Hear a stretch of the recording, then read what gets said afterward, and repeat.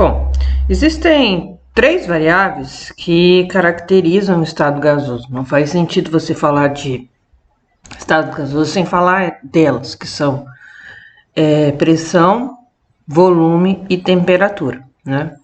Então, nessa aula, nós vamos definir o que são essas três variáveis, certo? Eu sou a professora Ângela Ferreira, peço que curta o vídeo e continue assistindo a aula para que você possa entender o que são essas variáveis. A primeira delas é a pressão. A pressão é definida como a força exercida na direção perpendicular de uma superfície em relação à área dela. Então, no caso dos gases, a pressão é provocada pelos choques de partículas contra as paredes do recipiente que ele está. E eu posso definir a pressão como uma fórmula seria: a pressão é igual à força sobre a área. A pressão ela vai estar diretamente ligada à área e à força de uma determinada superfície, de um determinado gás, certo? A força que as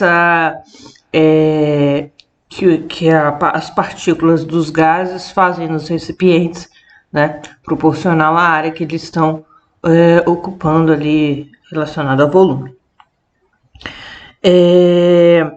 A primeira medição de pressão ela foi determinada através do experimento de Torricelli em 1646, por meio de um barômetro de mercúrio. O que ele fez nesse barômetro de mercúrio? A primeira coisa que ele fez foi preencher um tubo de vidro com 1 metro de mercúrio, emborcou em um recipiente também que continha mercúrio. Ele colocou ali em um recipiente que tinha mercúrio e observou que a coluna do tubo desceu até uma determinada altura. Torricelli verificou que a nível do mar essa altura era de 76 centímetros ou 760 milímetros. Por isso, o valor de pressão atmosférica no nível do mar ficou de 760 milímetros de mercúrio, devido a esse experimento de Torricelli. A pressão, segundo o sistema internacional, ela é medida em Pascal, que é Newton por metro quadrado, mas a gente vê no nosso dia a dia muitas outras unidades de medida. Então, aqui tem a forma de você converter de Pascal para milímetro de mercúrio, para bar, para atmosfera e para torr. Lembrando que para você fazer essa mudança de unidade, basta fazer uma regra de 3, né? Por exemplo, no caso de atmosfera, 101.325 equivale a 1 atm, né? Então, o valor que eu quero vai equivaler, por exemplo, se eu quiser mudar para a atmosfera, o valor de Pascal vai equivaler a um outro valor X, ok? O volume, ele é definido matematicamente como a multiplicação do comprimento, da altura e da largura de um corpo. Aí, por exemplo, aqui a gente tem um cubo, né, formado por outros cubinhos, e aí a gente faria a multiplicação do comprimento, da largura e da altura, do comprimento, não. Mas no caso dos gases, não é isso que acontece. A gente não tem um cubo, né? O volume dos gases, no caso, vai ser o espaço que ele ocupa, no recipiente que ele ocupa, certo? Porque não tem como a gente medir o volume de um gás disperso, a não ser colocar ele em um determinado recipiente. Então, vai ser o volume daquele recipiente. E a unidade no sistema internacional é o metro cúbico, né?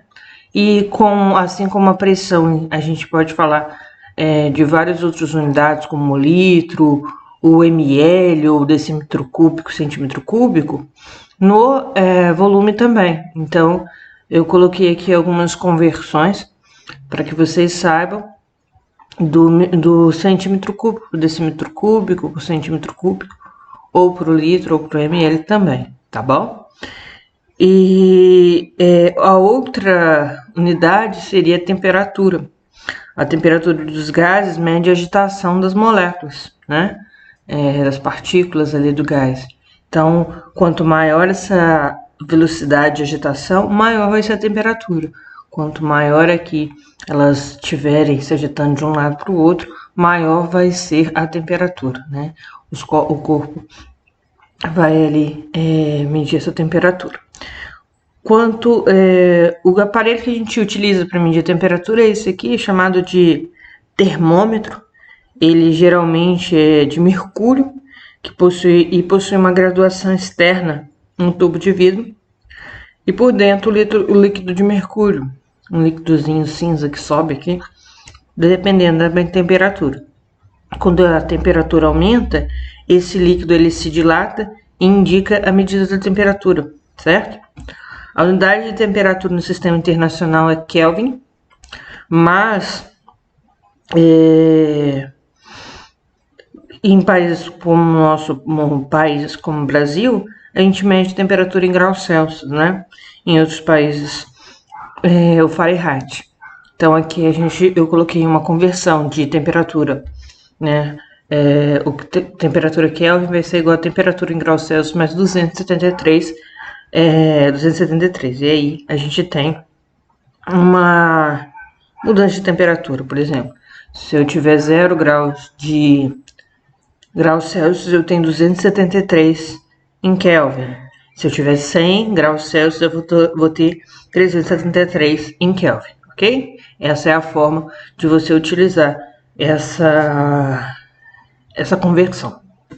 Então, essas são as variáveis de estado que caracterizam um gás. Não faz sentido você falar de um gás se você não fala dessas 3 variáveis, ok? Então, eu espero que vocês tenham entendido o que é pressão, temperatura e volume. Que vocês curtam o vídeo, compartilhem, por favor, né? E me siga no Instagram, Prof. Angela Ferreira, para mais dicas de química. E o meu muito obrigado.